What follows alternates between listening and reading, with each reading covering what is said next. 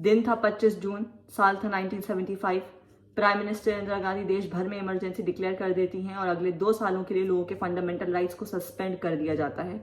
ढेरों opposition leaders को arrest कर लिया जाता है और इतिहास के इस हिस्से को एक काला धब्बा माना जाता है इंडियन डेमोक्रेसी पर। माना कि ये सब 1975 में हो रहा है, लेकिन आप लोगों को इमरजेंसी पीरियड समझने में कोई परेशानी नहीं होगी, क्योंकि आज इस स्पीच के एंड होने से पहले मैं ये कोशिश करूंगी कि आप लोग देख पाएं कि 1975 और 2025 में कोई फर्क नहीं है। On 1975, Prime Minister Indira Gandhi officially proclaims emergency under Article 352 of the Constitution of India. In 2025, there is no proclamation, no signature, yet opposition leaders are being jailed, media is controlled, protests are crushed, elections are questioned, agency powers, speech control, internet curbs, judicial flashpoints, and what not.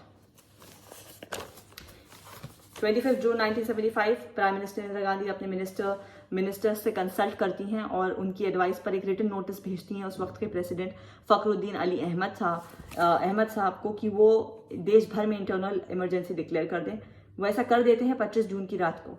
उसी रात को जो power supply है newspaper office की दिल्ली में cut कर दी जाती है ताकि सुबह कोई न्यूज़पेपर ना प्रिंट हो सके। कुछ ही घंटों के अंदर हम देखते हैं कि ढेरों ऑपोजिशन लीडर्स को अरेस्ट कर लिया जाता है, including Morarji Desai, LK Advani, JP Narayan, चरण सिंह। अगले 2 सालों में जो होता है वो अपने आप में ऐतिहासिक है। ऐतिहासिक है। इस समय को एक डार्केस्ट पीरियड माना जाता है इंडियन डेमोक्रेसी का। फंडामेंटल राइट्स को छीन लिया जाता है, प्रोटेस्ट करने वालों को अरेस्ट कर लिया जाता है, 1 लाख से ज्यादा इनोसेंट लोगों को अरेस्ट कर लिया जाता है। कई ऑपोजिशन लीडर्स और एक्टिविस्ट जो इस समय में अंडरग्राउंड चले जाते हैं। इलेक्शंस डिले हो जाती हैं। RSS, जमात इस्लामी जैसी ऑर्गेनाइजेशंस को बैन कर दिया जाता है। कई कम्युनिस्ट लीडर्स को अरेस्ट कर लिया जाता है। इनफैक्ट कई कांग्रेस लीडर्स को जो कि इमरजेंसी के अगेंस्ट थे, इमरजेंसी के खिलाफ बोल रहे थे, उनको भी अरेस्ट कर लिया जाता है। मास स्टीरिलाइजेशन प्रोग्राम चलाया जाता है और 1977 में finally emergency was called off. लेकिन आज हम देखते हैं कि इतिहास फिर अपने आप को दोहरा रहा है। आज 4th पिलर ऑफ डेमोक्रेसी अगर मैं आपसे बात करूं, दैट इज मीडिया।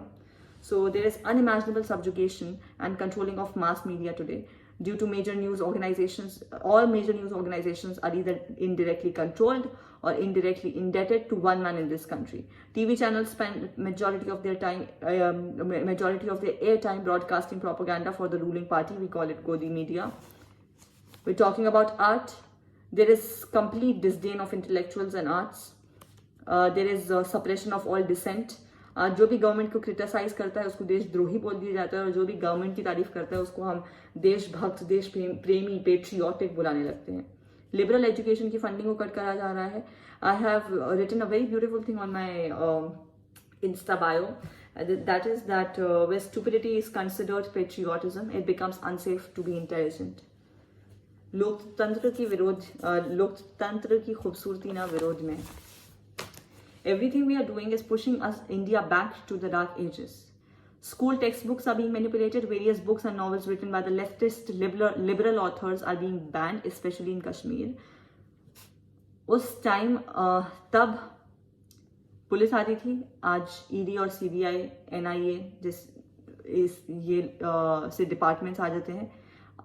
तब लीडर ऑफ ऑपोजिशन जैसे कि अटल बिहारी वाजपेयी जी, मोरारजी देसाई जी, उनको अरेस्ट करा जाता था। आज राहुल गांधी जी के ऊपर 30 से ज़्यादा केसेस लगे हुए हैं, FIR हो चुकी हैं, केसेस चल रहे हैं। उमर खालिद पिछले 5 सालों से जेल में है।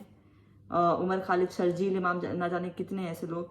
ऑपोजिशन लीडर्स जैसे कि Arvind Kejriwal, Hemant Soren and various other leaders have been arrested. Investigations are going on against them. तब प्रोटेस्ट करने वालों को अरेस्ट करा जाता था। आज SSC, CGL, CHSL, नीट के खिलाफ प्रोटेस्ट करने वाले स्टूडेंट्स, किसानों के ऊपर लाठीचार्ज लगाया जाता है। इन स्टूडेंट्स को अरेस्ट करा जाता है। क्या बोलूँ इसे, रिश्ता वही, सोच नहीं। Election commission chief justice of India was today we see Chief Justice of India being removed from the Election Commission even after so much opposition. No data is being provided by the Election Commission. So my friends, in 1975 emergency was declared. In 2025 it is denied. Back then Jai Prakash Narayan ji called it the darkest chapter. Today I say that we are writing that chapter all over again. Thank you.